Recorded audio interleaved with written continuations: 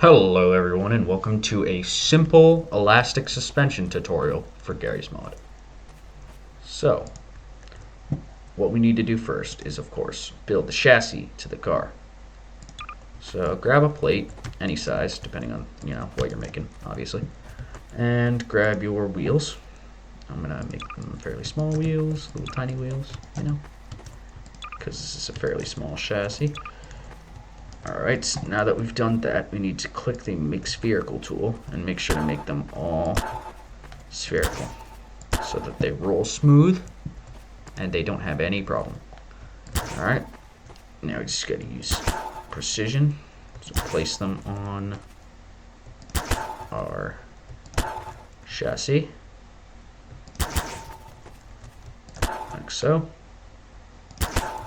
And now we're ready to do some of the interesting stuff. So, well, what I usually do first is just no collide these using no collide multi-improved. This is just to make sure they don't collide with each other in weird ways, and set a weight for my base plate so that it doesn't fly around all weird. Now we're going to use the precision alignment tool, and we click mass center. We click 0.1 on the wheel of mass center and 0.2 on the wheel of mass center, and we right click onto our base plate so that it's blue, and we click 0.1, attach, and we press R, and we take the constraints tab under elastic, and we make sure our width is 0, relative dampening is 1, damping constant around 1,000, and spring constant around 20,000. For something this light, it may be lower. 30,000 is a good place for light vehicles. But make sure you click 0.1 and 0.2 and click create constraint. Also make sure stretch only is off. Not that it matters, it's just weird. You just don't want that.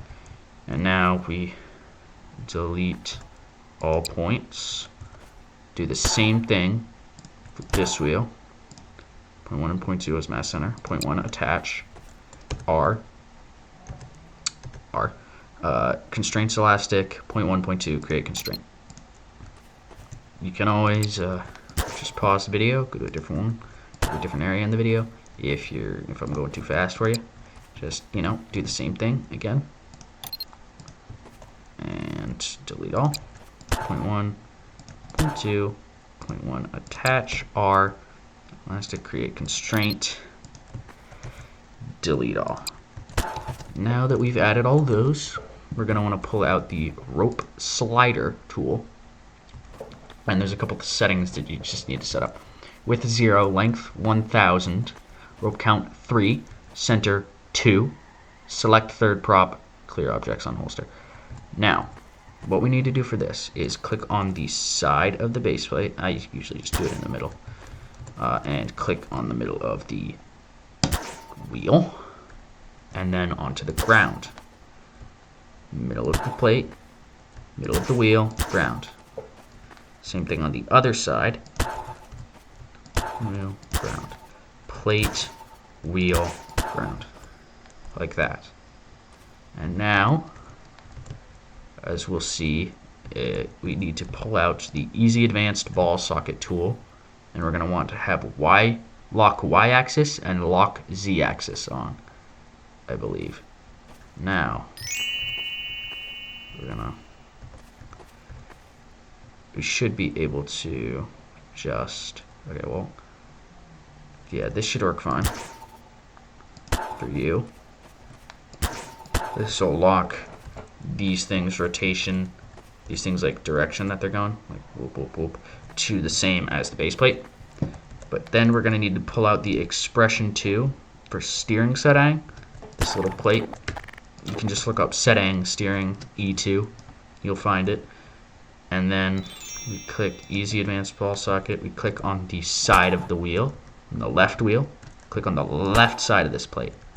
Same for the right side. Right side to the right side of the plate, like that. This will lock it so that the setting is what's rotating these. It locks them to that.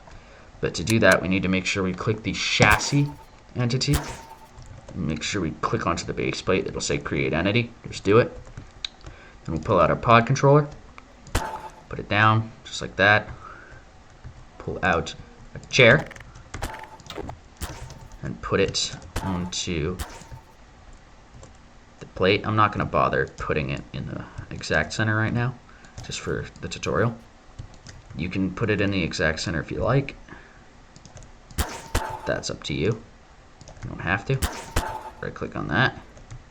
And onto the seat. Wire. Active A and D. You can hold shift to select multiple.